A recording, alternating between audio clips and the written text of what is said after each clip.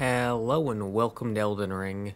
This is part 6 of the run where we prepare for the Shadow of the Erdtree DLC. In this run we go through every weapon, shield, armor set, talisman, spirit ash, physic tier, and cookbook that you will need no matter what build you're running in order to prepare. Last time we went through this middle section, the watery part of Liurnia of the Lakes. This time we'll be going across the right section. We will also be showing all 4 of Hayata's locations. This is the first one. You're welcome, very educational, I know. But starting from the lake-facing cliffside of Grace, we are going to head off to the right and look down for these giant stone tomb things that you can drop onto. They're perfectly safe, I promise. And once you make it to the bottom, you can run out here.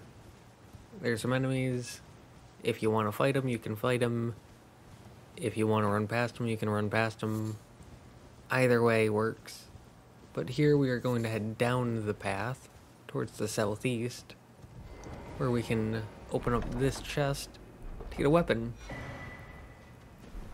The tree spear is a great spear that does physical and holy damage, scales off strength, dex, and faith.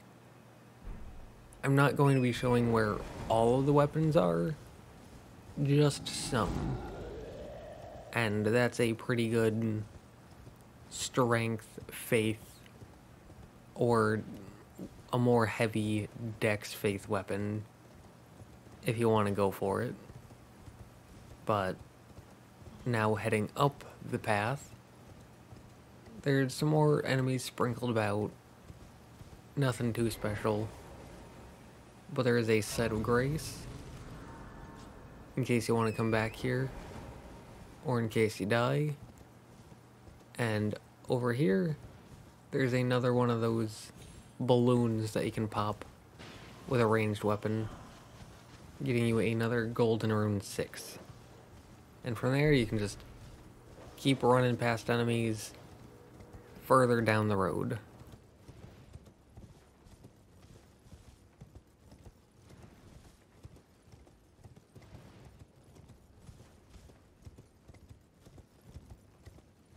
And past those giant swords is a site of grace. Now, there are 5 different ways you can go here.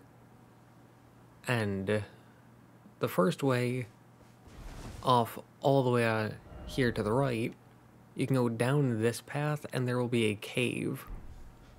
And going through there, you can actually get yourself the Great Scythe, which is the basic normal scythe. And so if you're looking to try out a scythe, it might be the way to go. But there, we were like half health, and now we're almost back to full. Guard counters, Assassin's Crimson Dagger, they do beautiful work. But here off to the left, we can get to the Petrified Ruins, where there are a lot of these enemies. Though, they all go down pretty easily with just a few guard counters. And don't forget to pick these up, as 200 runes really stack up. But continuing on, as I said, there are a lot of enemies. So you want to just go through them all, but once you do, there's a somewhat hidden path down here with a doorway, and here you can get the 3rd Shabriri grape. We got the other 2 in previous parts already, but we also get the 2 Fingers Heirloom. This is a talisman that increases your faith stat by 5 points, which is pretty good early on, if you're going into a faith build and need just some extra points, or if you're not doing a faith build but need to use something that requires a bit of faith, like say an incantation, which we will get to soon. But heading down here, if you gave Hyetta a Shabriri grape, then she will be here as her second location. But that's everything here. Don't forget to pick those up as they stack up. But having gotten everything here besides a teleporter, which we will not take, we can head back to the Site of Grace and continue looking at our other 3 options. So the first is slightly to the left there. There's a tower. It gives a few things. Nothing worth it in my opinion, so we are going to skip that path. And here you get the Lucerne. The Lucerne is a very good halberd. And a Golden 6. So most weapons have a pretty unified swing set, like how they attack. Halberds are a bit unique, and because they can either do pokes or slashes, the Lucerne is one of the slashing ones, which I personally prefer. Now there, we kind of ignored them, but there's a Knight's Cavalry, and if you kill them, then you get the Ash of War Ice Spear, which is pretty good. It's really good if you're looking to use a spear, because it does give you a very good ranged option. And Golden 6 and that thing out there, I already got the gazebo item in the part where we went through the middle, but if you didn't, then you can go out there now. Though do be careful, as there are giant lobsters there, and they do a lot of damage and have a extremely quick ranged attack. Now here, there are lots of these enemies. They're not much of a threat, but they do spew a mist that can build up poison and does ticks of damage. So don't just stand in it. But again, they are not much of a threat. But getting through them gets you 3 Smithing Stone 2. And I'm just going to continue wiping out the rest of these enemies, so that way there's nothing aggroed on, so I can teleport out.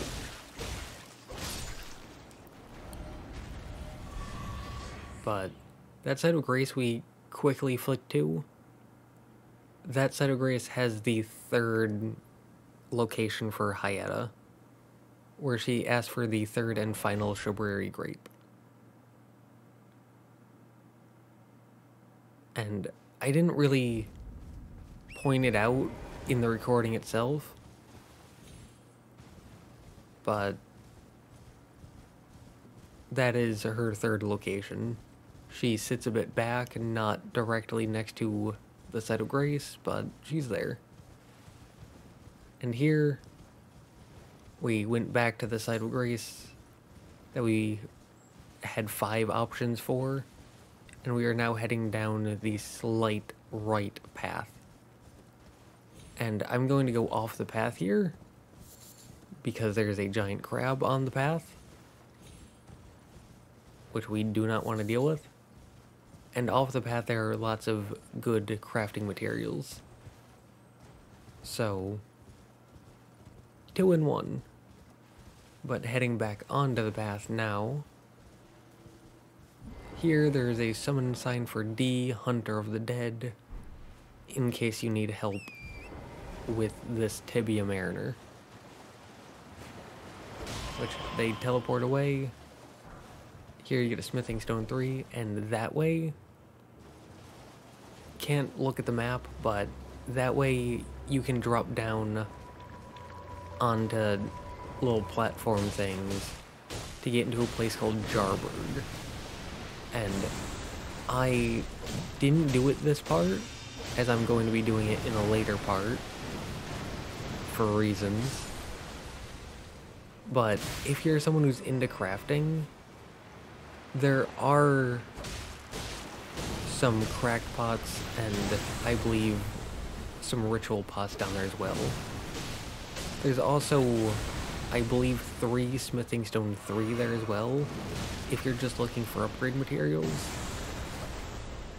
So, even though I didn't go down there in the recording, it is pretty worth going down there. There's also a ton of, like, flowers and fruits and whatnot for crafting.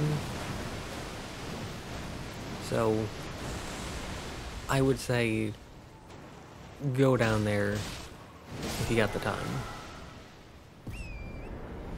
But taking out the Tibia Mariner, you are rewarded with another death root. And the Spirit Ash, there's a better ash you've gotten already from the first Tibia Mariner. But by this thing, here's where Jarburg is on the map. So, in case you want to come back later to get it. But continuing on, we're going to head off here. There's nothing special here. It's just some enemies, really. But they are very easy runes. And the fight goes by pretty quickly. And you can also use them to get more of your flasks back. But here, there's a knight. And watch out for that attack, as it can strike twice, and it gives them a lightning buff on their weapon. And that attack and the lightning buff both do massive damage. It might not look like it, because I'm shielding, but if you get hit without shielding, oh boy, the damage is rough. As you can see, I'm wearing the Vagabond set, which isn't the best, but it's pretty decent, and it still took half my health. But if you can manage to bring them down, then you can pick up the Dragon Cult Prayer Book. This lets you get the Lightning Spear incantation and the Electrify Armament incantation, both of which are pretty good. The Electrify Armament incantation just puts electricity on your weapon so it does more damage, and the Lightning Bolt one throws a lightning bolt. It's pretty simple. You should be familiar with it if you played the Dark Souls games. It's not super outstanding, it's not overpowered by any means, Smithing Stone 4, but it is a decent, solid, consistent incantation, and so if you're going into a faith build, it is very nice to have this early on. But heading across that rock bridge, you should see one of these, like, spiked forts. And inside you can get the Flame Cleanse Me incantation. And even if you're not doing an incantation build, I would highly suggest picking this up. For 2 simple reasons, which we can show after getting the Site of Grace. The first is the requirement. It only requires 12 faith. And the second is that it cures Scarlet Rot, which at that 12 faith, you now have the 2 Fingers heirloom, which increases your faith by 5. Meaning you slap this on, you only need 7 faith to be able to use that incantation. And again, it cures scarlet rot. But from this side of Grace, we can head down, and looking north, there is a well there. It leads you to an underground area. I'm going to do that in a different part. I'm probably going to lump most of the underground areas together. Not all of them, but most of the early ones, because they aren't very consequential. They're more for exploration and seeing new places than having anything special in them. But on the other side of that path is a place called Carrion Study Hall, as you can get the pop-up here. And you can come here later with a key item, and it will change this place up and let you get some good stuff. And this place is mostly used for a part of Ronnie's quest. But you can come here immediately, and there are two reasons to do that. The first is to kill this guy, which, when he takes a bit of damage, he teleports away. Kinda like Mikolosh from Bloodborne, if you played that. But Mikolosh only really teleported away once. This guy does it several times. And he does have some sorceries, but there's nothing that, like, he's not gonna put too much stress on you unless you sit back. So you want to push forward, you want to be aggressive, and there's nothing he can do about it.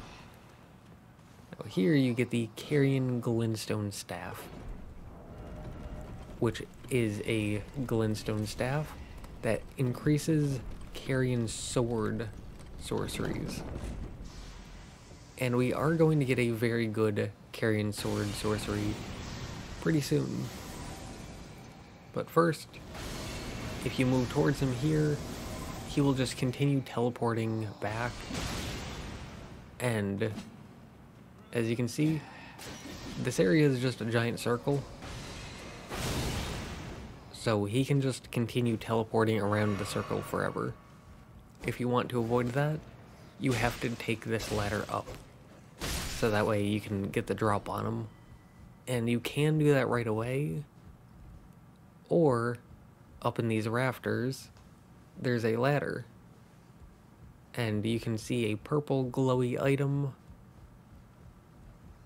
off to the side, protected by a few rats. Okay. But this gets you the Cerulean Seed Talisman. This boosts the FP restoration from the Cerulean Tears flask. So basically, if you use a lot of skills to the point where you have blue flasks, if you use a lot of sorceries or incantations, then that will be good.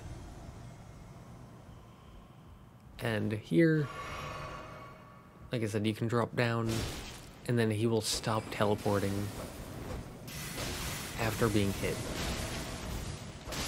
And they really like to spam roll, but they still go down without too much of a fight. And you get the Magic Downpour sorcery from them, which is, if that's all we got, we definitely wouldn't be going there. We mostly went there for that talisman. But heading back to this side of Grace, we can now head upwards, heading pretty much just west. Though we will eventually be taking a right in order to continue going up. And once we get high enough, we will then be taking a left to go even higher up. And as you can see, there is a structure here. It is this on the map. This structure is the Church of Vows, and it has a very good NPC inside and a site of grace. So, this is Muriel, the Turtle Pope. I welcome. I am my Apollo. Do you know how it came? Well, the shatter. It is by the matter, and so the Erdtree. Oh, you are free. I would so if you find it, unless in which case. So from him, you can purchase the Magic Glint Blade sorcery, which is pretty good, and I would suggest picking it up, and the Carrion Greatsword sorcery, which is another very good sorcery, and I believe is boosted by that Glintstone staff we picked up. Both of these are very good sorceries, and if you're running that kind of build, I would suggest picking them up. And you can also get the Incantation Blessings boon, which isn't bad.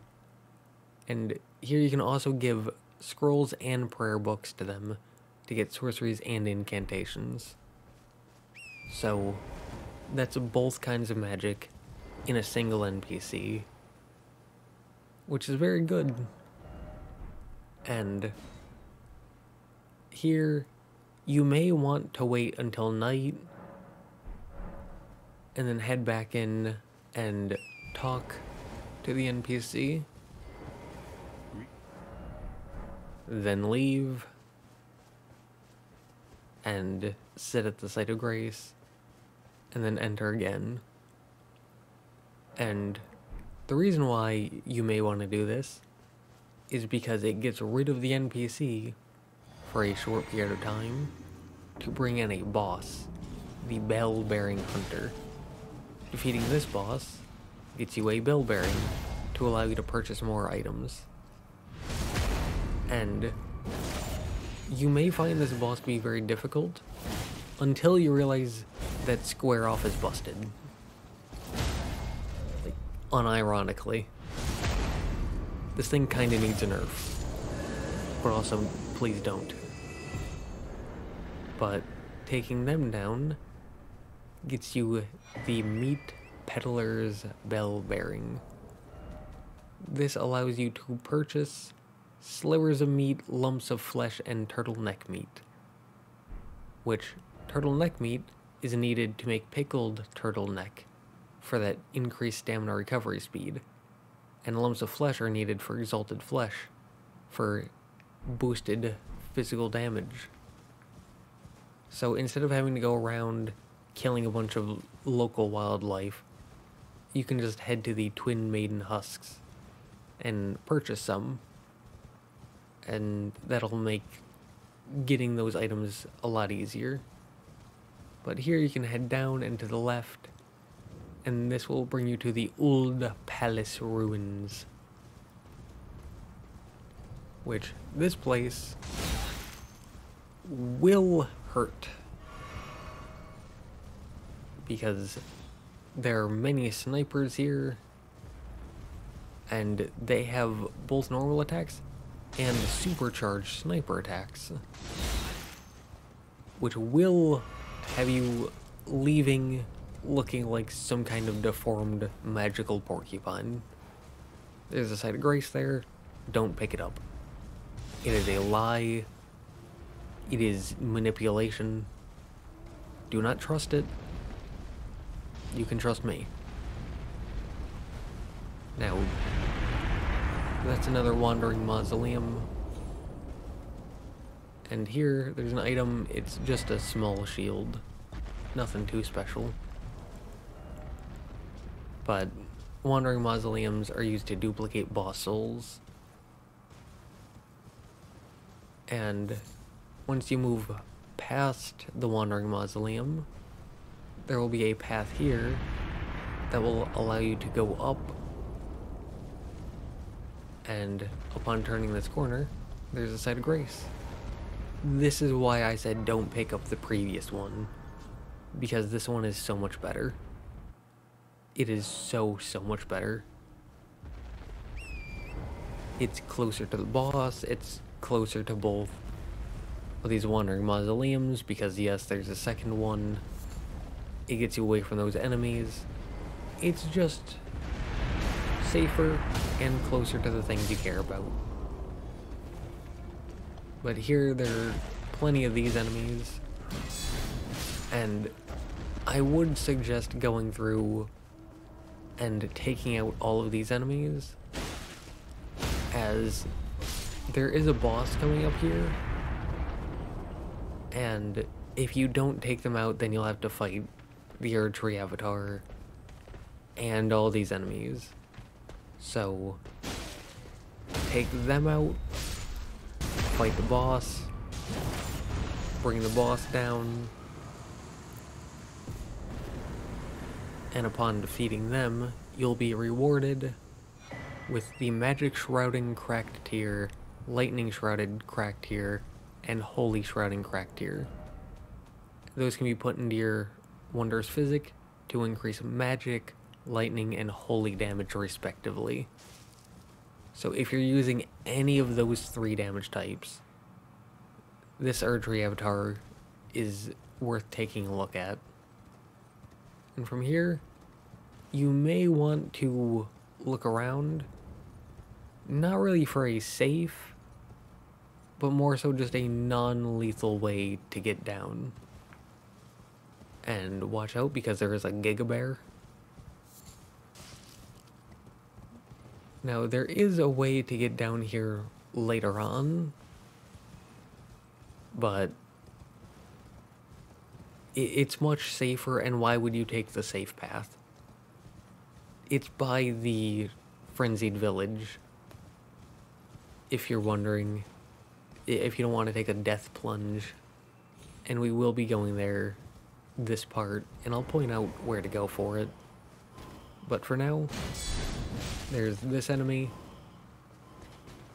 and they cause a death blight with their sword, and they can teleport, but they can drop one of the best infusible greatswords in the game. It is very, very good, great range, highly recommend it. And this Site of Grace is a great way to grind that weapon. Now when you get it, it won't have Death Blight, but Death Blight is useless in PvE, so not gonna make much of a difference. Now, normally going through these, at least in this run, I just skip to the end. But I am going to be showing how to run through here, just because. What are you gonna do to stop me? But also there's this thing that you have to ride up, and an illusory wall. So not everyone might know about this. Now you want a shield turning that corner, because that skeleton is not very nice. And right here is the illusory wall. Now here, you can actually summon D, Hunter of the Dead, to help you with this boss. But I've noticed that D likes to go after those skeletons a lot, and I've had a few times where I've summoned him, and he has never entered the boss room. Like, I would kill the boss before D even showed up. And summoning gives bosses more health, so summoning him might make the boss even harder, since it'll give them more health and you won't even get the distraction of a summon, since he'll be out fighting the skeletons. So if you're thinking about summoning him, just take note that there is a chance that he could be a little scatterbrained, which I totally understand, but also he's supposed to be pretty one-minded in bringing these things down. But with that being said, Black Knife Assassin dies, and we are rewarded with Assassin's Cerulean Dagger. This is very much like Assassin's Crimson Dagger, but you get FP back instead of HP. So if you use a lot of skills, or if you use magic, that could be good. You also get the Black Knife print, which is used for Sorcerer Roger's quest line. But you can also skip it, not big of a deal. But once you get done with there, you can then head on to the Bellum Church.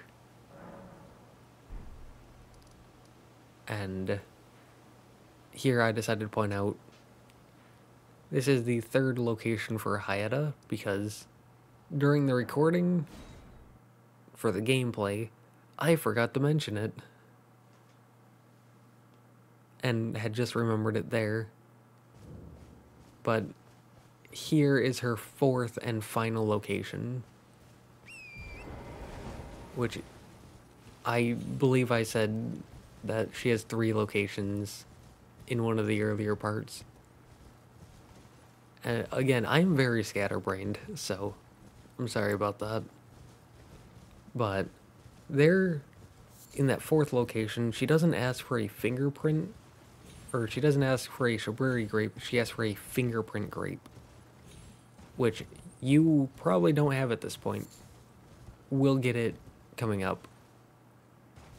But over here, down there, you can get a weapon. It is a great hammer, if you want that. I'm not going to be getting it, but it's down there in a chest if you so desire. But we are going to continue heading up, and obligatory Eye of Sauron joke, but they give frenzy, so you might want to stay hidden for the most part. But you want to head up here into the Frenzy Flaming Tower.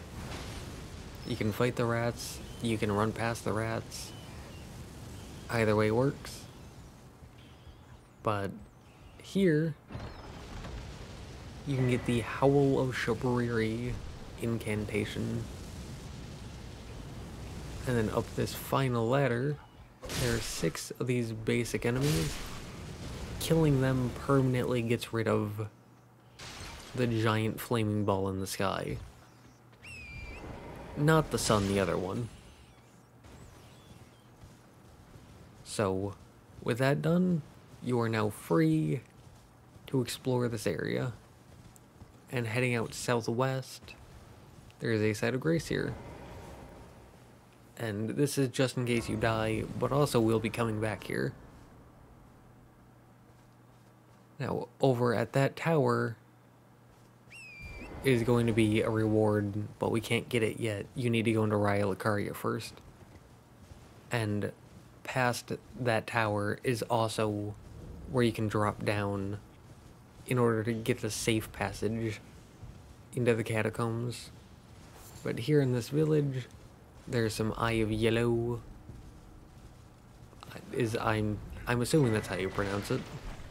But you also get Shabriri's Woe, which is a pretty decent talisman, you have to admit. But continuing on, up here and to the left, there is a scarab. Killing that gets you the Frenzied Burst incantation. This is a pretty decent incantation, as it acts like a just hit scan sniper, basically. It is very fast, very long ranged, and very good for incantation builds. Especially taking out, like, just picking off enemies at a distance. But we also got a stone sword key, and coming up here, there's a church. And you may see that you got kicked off your horse, and yes, that is intentional, for there is an NPC invader here. And this is a rather dangerous invader, so be careful. Because they have a weird weapon. Where that's Frenzied Burst, by the way. But against you, the player, it's pretty decent since it does Frenzy. And it does physical damage, it does fire damage. Very good against you. Whereas if you pick it up, not quite as good. Because, while you're susceptible to Frenzy, most enemies are not. It's more of a PvP thing. But here, as you can see, Frenzy takes half of your health and half of your FP. Total, not current. And as you can see, his weapon has decent build-up.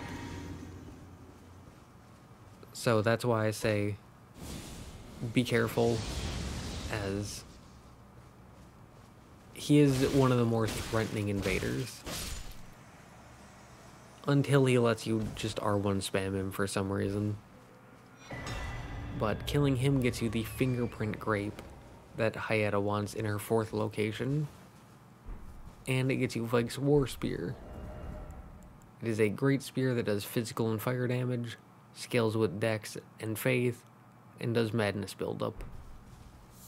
As I said, decent in PvP, not so much in PvE. But here you get a Sacred Tear, which while I didn't pop it, it should bring you up to +7, assuming you've gotten everything up to this point.